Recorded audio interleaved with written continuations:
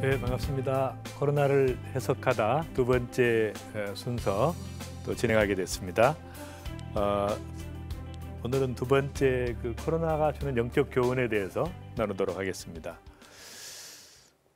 저는 이제 이 현상을 보고 딱 생각나는 말씀이 있었어요. 그 말씀이 이제 이사야 51장 15절의 말씀인데요.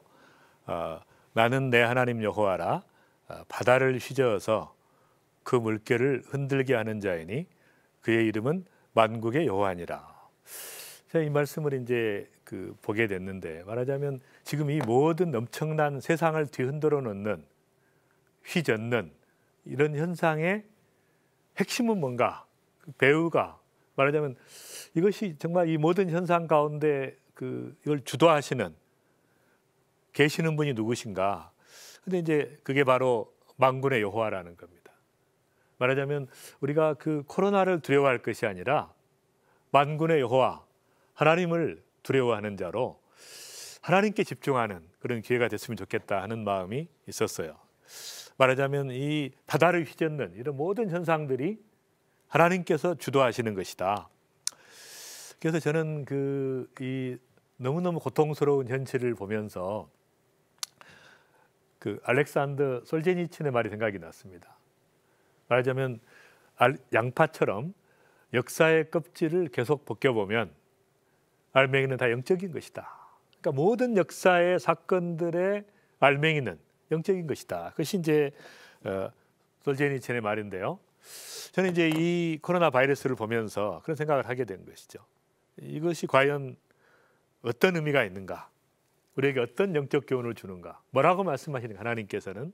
그런 차원에서 이 바이러스를 이렇게 보면서 딱 생각이 났어요. 이렇게 정말 죽어가는 수많은 분들을 보면서 제 마음속에 정말 이런 비극이 없죠. 너무 많은 사람들이 죽어가는 데다가 이분들이 정말 장례식도 제대로 못하고 냉동으로 얼린 그런 상태에서 그냥 땅에 집어넣어서 집단으로 매장하는 말도 안 되는 현상들이 일어나고 있는데, 이렇게 죽어가는 수많은 분들을 보면서 민수기 21장 9절이 생각이 났습니다.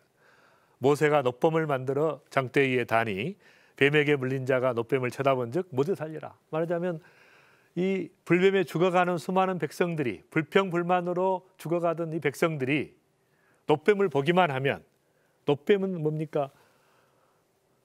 예수님께서 죄인이 아닌데 죄인처럼 십자가에 달리신 것이죠. 그러니까 놋뱀이에요. 그러니까 가짜 뱀인데 바로 예수님이죠.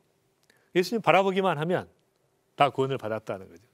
어떤 상태든지 이분이 누워있든 넘어져 있든 앉아있든 관계없이 어떤 상태든지, 그래서 죽어가는 분들이 정말 예수 그리스도를 바라보면서 정말 구원함을 받는 은혜가 정말 있기를 간절히 기도하고, 정말 로마서 10장 10절에 누구든지 주의 이름을 부르는 자는 구원을 받으리라는 말씀이 정말 그들이 주의 이름을 부르면서 주님을 만나는 은혜가 있기를 기도합니다.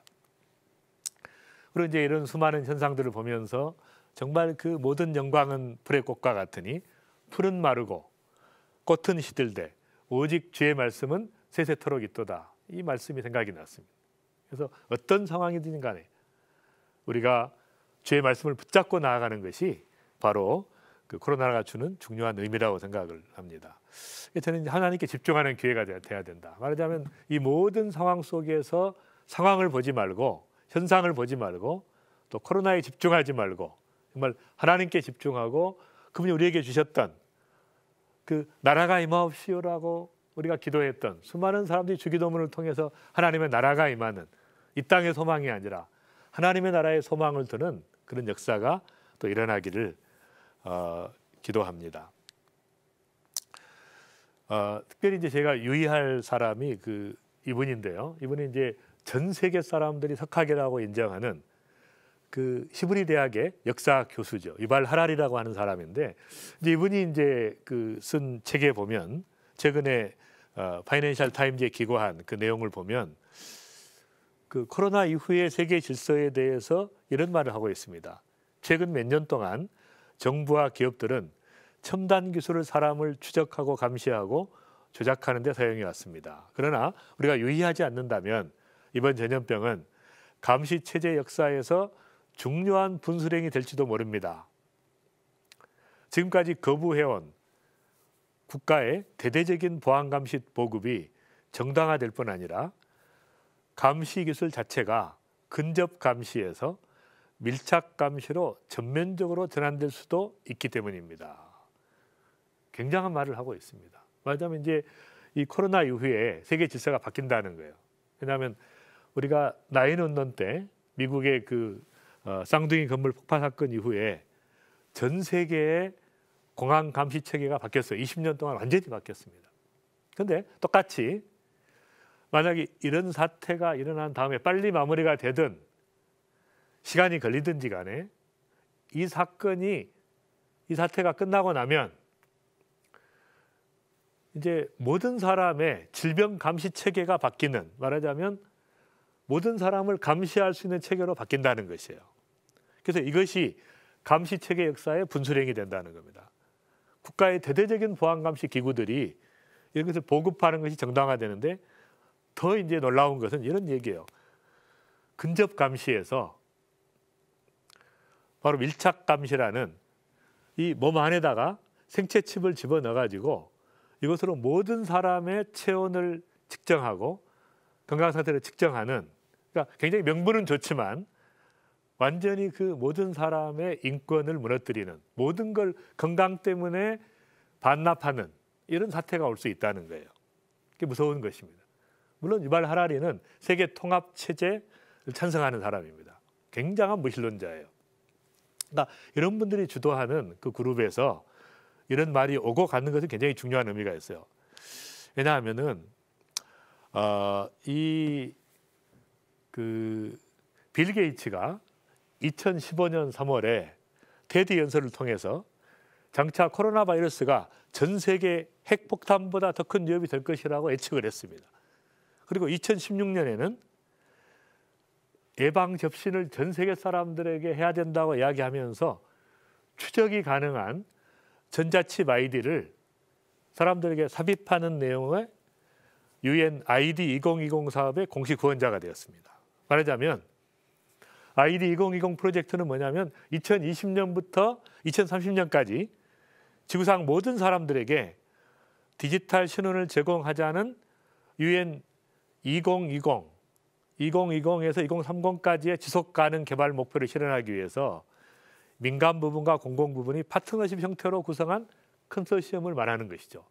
말하자면 이제 앞으로 10년 안에 지구상의 모든 사람들에게 디지털 아이디를 제공하자는 것이 이들의 목표예요. 유엔의 목표입니다.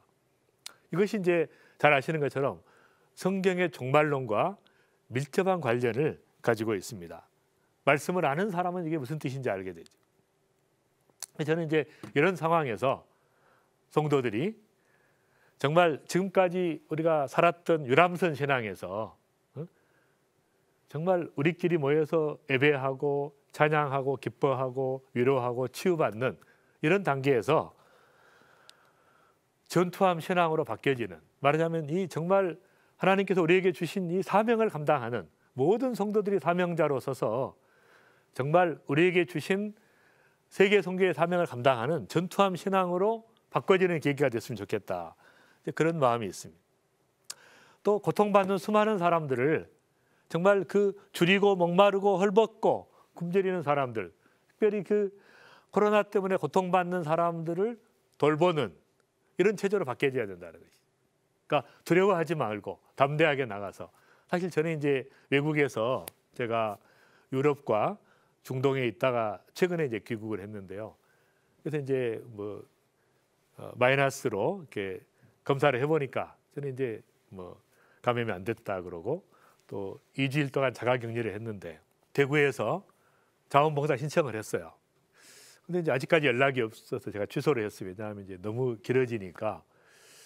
제가 어떤 마음이 있었냐면, 제가 이제 그 사랑의 봉사단을 통해서 전 세계 사역을 하는데 어떻게 국내에서 고통받는 사람 돌보지 않느냐, 또 그런 마음이 좀 있어서 제가 이렇게 신청을 했는데, 중요한 것은 정말 그 고통받는 사람들에 대해서 그 초대 교회나 중세 크리스찬들이 이런 질병들이 있어요. 열정적으로 고통받는 사람들을 돌보고 사랑하고 섬겼던 것처럼 저희도 위축되지 않고 담대하게 살아야 된다는 거예요. 그러니까 초대교회가 가지고 있는 이 부활신앙과 그다음에 자기 자신을 잘 관리하는 지혜로운 면역 관리를 통해서 우리가 담대함을 가지고 수많은 고통받는 사람을 돌보는 쪽으로 방향 전환이 돼야 된다는 거예요.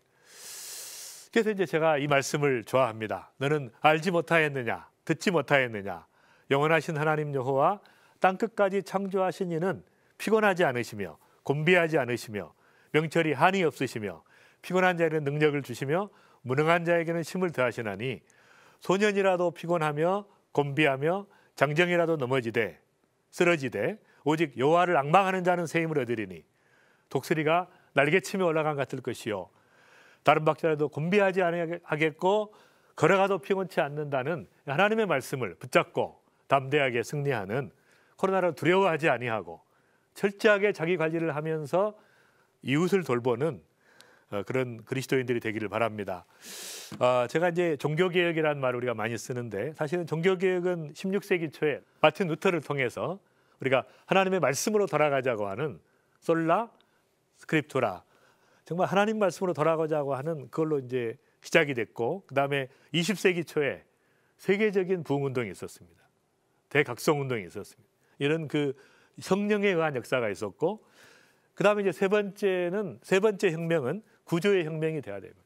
말하자면 하나님 나라를 추구하는 모든 성도들이 추구하고 소그룹 공동체로 바꿔지는, 마지막 새 포도주는 새 부대에 붙는 이런 그 구조적인 초대교회처럼 다시 한번 초대교회를 회복하고 초대교회 신앙을 회복하는 기회가 돼야 하는데, 그래서 정말 기름 부은 받은 말씀이 세상으로 흘러가는 그런 구조로 바뀌어져야 되는데 그것이 이제 절호의 찬스가 아닌가. 정말 이 과거의 시스템을 새로운 시스템으로 바꾸는 게 필요하다는 거죠. 사실 이 그 성경적 기독교가 초대교회 때는 삶 자체였어요. 그런 기독교라는 말도 없었습니다. 크리스찬이라는 말도 없었어요. 바로 주님을 만난 사람들이 뜨겁게 삶으로 살아내는 라이프 스타일이었죠. 근데 그것이 이제 중세교회가 되면서 제도로 바뀐 것이에요. 근데 이게 이제 유럽교회로 가면서 컬처로 바뀌었어요. 유럽교회는 본질은 없고 음악과 미술과 건축만 있는 것이죠.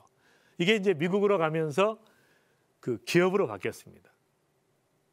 말하자면 교회가 마케팅을 하고 좋은 장소를 찾고 이런 그 마케팅 기법을 도입하는, 다시 이제 우리가 다시 한번 회복이 돼야 되는데 미래 교회는 정말 초대교회처럼 라이프 스타일로 회복되는, 정말 그리스도의 신부로 살아가는, 모든 사람들이 삶의 현장에서 그리스도의 증인으로 살아가는 놀라운 일이 일어나기를 제가 기대합니다. 마지막 시대에 이 두 가지 이슈가 있죠. 정말 충만이라고 하는 하나님 나라의 충만과 마지막 하나님의 언약이 성취되는, 아멘 주 예수의 오시옵소서, 마지막 언약이 성취되는 이 성취라고 하는 풀리스와 풀필먼트라고 하는 두 가지의 중요한 이슈가 있습니다. 근데 제가 이제 이때 생각나는 것은 바로 십자가의 복음이죠. 정말 그 통치자들과 권세들을 무력화하여 드러내어 구경거리로 삼으시고 십자가로 그들을 이기셨느니라. 십자가의 복음은 죽음을 묵상하고 고난을 묵상하는 것이 아니라 승리하신 그리스도, 예수 그리스도를 바라보고 우리도 승리의 삶을 사는 것이 십자가의 복음입니다. 이걸로 끝나는 것이 아니라 나라가 임하옵시며 하나님의 나라가 임하고 그분의 통치가 임하는, 하나님이 다스리시는, 현재의 삶 가운데 주님이 임하는, 역사하시는 그런 놀라운 일들이 일어나는, 말하자면 하나님 나라의 복음을 외쳐야 돼요. 지금 현재 우리의 개인과 가정과 직장과 이 나라에 주여 임하시옵소서, 나라가 임하시옵소서, 이런 담대한 복음으로 정말 바뀌어져야 되는 것이죠. 세 번째는 마라나타의 복음입니다. 아멘 주 예수의 오시옵소서. 우리의 목적이 마지막 종말을 향해 가는 이 세대 가운데 정말 담대하게 아멘 주 예수의 오시옵소서, 마라나타의 복음으로 무장되면서 정말 시대를, 다 두려웠던 시대 가운데 담대하게 그리스도인들이 빛과 소금으로 살아가는 그런 놀라운 일이 일어나기를 바랍니다. 또 한 가지 제가 생각나는 건 보좌합 신앙을 회복하라는 것입니다. 말하자면 우리가 예배드리는 것이 교회에서 예배드리는 것이 아니라 언제 어디서나 보좌 앞에 계신 주님을 바라보면서 예배의 삶을 살아가는 그 절호의 기회가 왔다는 것이죠. 말하자면 구약에서는 제사 의식이 있었습니다. 그것이 성전과 안식일과 성직자와 회중을 중심으로 한 이런 그 제사 의식이 있었다고 하면, 신약에서는 산 제사가 있었어요. 삶으로 드리는 예배가 있었습니다. 정말 수많은 사람들이 모이는 것이 아니라 소그룹으로 모여서 시와 찬송과 말씀과 감사와 정말 지혜를 나누고 권면하면서 코인의 이루어가고 그리스도를 증거하는 증인의 공동체, 진리를 실천하는 공동체, 사랑하는 공동체로서의 모습을 보여줬던 것이죠. 그러니까 이런 그 구조에서 현재의 예배가 참 불행하게도 예배 의식 중심으로 흐를 수 있는 위험성이 있어요. 맞으면 건물 중심으로, 프로그램 중심으로 목사님에게 집중하는 이런 예배가 아니라, 이제 정말 이런 모든 상황을 통해서 미래의 예배는 삶의 예배로 산제사로 바꿔지는, 내가 선 곳이 거룩한 땅이고 내가 있는 곳이 바로 주님의 뜻을 이루어가는 장소고, 또 우리가 모일 때는 각자의 삶의 예배를 드리고 그 결과를 모아가지고 이걸 나누는, 말씀을 나누고 간증을 나누고 감사를 나누고 같이 식사를 나누는 이런 공동체로 그 영성과 공동체성이 회복이 돼야 되고, 사람에게 집중하는 것이 아니라 정말 주님께 집중하면서 모든 성도들이 사역자가 되는 그런 그 놀라운 일들이 일어나기를 기대합니다. 그래서 저는 정말 이 절호의 기회인 것 같아요. 우리가 지금까지 드렸던 예배 의식 중심의 예배가 아니라 정말 삶으로 드리는 예배로 회복될 수 있는 그런 기회가 아닌가, 그런 생각을 하게 되고요. 제가 이제 이런 생각을 하게 돼요. 만약에 다시 모일 수 있다면 우리가 그때는 열심히 모이라는 거죠. 모일 수 있는 기회가 있을 때. 그러나 흩어져도 다시 못 모여도 절대 문제가 없는 구조로 성도들을 훈련시키고, 성도들이 정말 가정교회를 통해서 어디에 가든지 또 삶의 현장에서 또 그리스도의 증인으로 승리의 삶을 살 수 있는 구조로 또 바뀌어지는 것이 중요하지 않을까 싶습니다. 골로새서 3장 16, 17절 제가 참 좋아하는 말씀인데요. 그리스도의 말씀이 너희 속에 풍성히 가하여 모든 지혜로 피차 가르치며 권면하라. 말하자면 피차 가르치라는 거죠. 한 사람의 설교를 듣는 것이 아니라 모든 사람들이 깨달은 말씀을 가지고 모여서 피차 가르치며 권면하는 구조. 그다음에 시와 찬송과 신령한 노래를 부르며 감사하는 마음으로 하나님을 찬양하고, 또 무엇을 하든지 말에나 이래나 다 주 예수의 이름으로 하고 그를 힘입어 하나님 아버지께 감사하라. 말하자면 이 감사의 삶과 찬양의 삶이 체질화되는 것이 중요하다. 그래서 이렇게 피차 가르치고 권면하는 구조 속으로 가야 되는데, 저는 이제 이것이 참 중요한 거라고 생각을 하는데, 왜냐하면 최근에 이 학습 효율성 피라미드라는 하브르타 교육이라는 것이 이제 알려지면서 이 그래프를 보시면 굉장히 특징적인 것이 있는데요. 일반적으로 우리가 이 강의를 듣는 것은 5%밖에 남지 않는다는 거예요. 그 다음에 그 읽는 것은 10%가 남는다는 겁니다. 그리고 시청각 교육을 하면 20%가 남고, 토론을 하면 50%가 남고, 실제로 실천하면은 75%가 남고, 이걸 서로 설명하면은 90%가 남는다는 거예요. 그러니까 강의를 들어가지고는 5%밖에 안 남기 때문에 아무리 설교를 들어도, 강의를 들어도 듣는 것으로는 변화가 안 되는 겁니다. 그러니까 말씀대로 내가 살고 내가 살았던 이 체험을 가지고 다른 사람을 가르칠 때만이 그때는 이제 회복이 되는 거예요. 놀라운, 내가 다 이해하고 습득이 되고 체득이 되는 겁니다. 그래서 저는 이 모든 성도들이 정말 이 말씀을 가르치는 구도로 갈 때만이 성도들의 삶이 바뀔 수 있다. 그래서 이제는 우리가 보통 이야기하는 만인 제사장에서 만인 사역자로, 전 성도를 사역자로 키워서 어떤 상황이 와도 이들이 흩어져서 전 세계의 말씀을 전하는 이런 그 사역자들로 키워내는 것이 아마 이번 코로나가 주는 중요한 영적 교훈이 아닌가. 또 하나 중요한 것은 신속한 세계 복음화입니다. 정말 이런 모든 상황들이 뒤흔들어 놓는 이때에 정말 그리스도인들이 복음을 전하고 신속하게 세계 복음화에 헌신하면서 하나님의 뜻을 이루어가는 이런 종말론적 신앙을 회복하는 것이 필요하다고 봅니다. 그래서 이 대추수에 대한 마지막 주님이 주신 지상명령, 하늘과 땅의 모든 권세를 내게 주셨으니 그러므로 너희는 가서 모든 민족을 제자로 삼아 아버지와 아들과 성령의 이름으로 세례를 베풀고 내가 너희에게 분부한 모든 것을 가르쳐 지키게 하라. 내가 세상 끝날까지 너희와 함께 하리라. 이렇게 약속하신 바로 모든 권세를 주셨고 또 세상 끝날까지 함께 하신다는 것은 우리가 지상명령을 실천할 때 가능한 것이죠. 정말 나 자신을 제자화하고 가정을 제자화하고 직장을 제자화하고 민족을 제자화하고 또 세계를 제자화하는 그런 비전을 가지고 말씀대로 살아갈 때 하늘과 땅에 권세를 주시고 함께 하겠다는 말씀이 의미가 있는 것입니다. 그래서 정말 우리가 왕의 군대로 회복이 돼야 됩니다.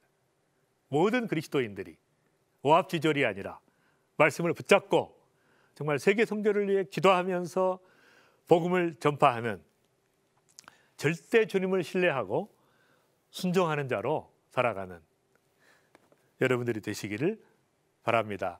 제가 정말 존경하는 방지일 목사님, 제가 사실 이제 이분하고 같이 다니면서 선교 현장에 많이 다녔어요. 근데 이제 이분이 이런 얘기를 하시는 거예요. 능불능을 묻지 말고 신불신을 물어라.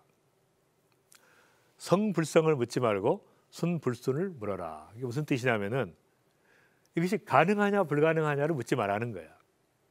그리고 내가 하나님을 신뢰하는가 신뢰하지 않는가 이게 중요하다는 것이죠. 이것이 가능한가 불가능한가 이게 그리스도인들의 강박관념이에요. 그게 아니고 하나님을 신뢰하는가 신뢰하지 않는가 그리고 성취냐 성취하지 못하는 그러니까 성불성을 묻지 말라는 겁니다. 성취가 중요한 것이 아니라 우리는 순종하느냐 순종하지 않느냐가 중요한 거니까 정말 철저하게 주님을 절대 신뢰하고 절대 순종하면서 마지막 하나님께서 우리에게 주신 이 귀한 사명을 완수하는 이 모든 것이 뒤집어지는 이 상황에서 하나님의 말씀을 붙잡고 다시 한번 일어나서 우리 민족이 다시 한번 교회가 부흥되고 선교가 부흥되고 전 세계에 복음이 전파되고 성도들이 정말 사역의 현장에 나서는 역사가 일어나기를 바랍니다. 그래서 저는 이제 이런 기도를 가지고 있어요. 만인 사역자에서 만인 선교사로 가는, 그러니까 만인 제사장에서 만인 사역자로, 만인 사역자에서 만인 선교사로, 그래서 모든 성도들이 하나님께 부름받은 만인 선교사로 정말 훈련받고 준비되고 나가는 정말 그런 시대가 되기를 제가 기대해 봅니다. 코로나가 주는 굉장한 영적 교훈들이 많이 있는데요. 우리들이 정말 보좌 앞 신앙을 회복하는 정말 하나님 보좌를 바라보면서 어디에 있든지 주님께 예배하고 찬양하고 감사하고 살아가는 또 주의 복음을 전하는 그런 신앙으로 회복됐으면 좋겠고요. 정말 또 많은 성도들이 이제는 말씀을 받아 먹는 데서 그치지 않고 내가 말씀을 먹고 회복이 돼서 말씀을 가르치는 사역자로, 그리고 정말 선교사를 파송만 할 것이 아니라 나도 정말 선교사로 준비해서 하나님께서 부르시면 언제든지 갈 수 있는 자로 준비되면서 정말 유람선 신앙에서 벗어나서 전투함 신앙으로 회복되는 그런 계기들이 되기를 바랍니다. 네, 여러분 사랑합니다. 감사합니다.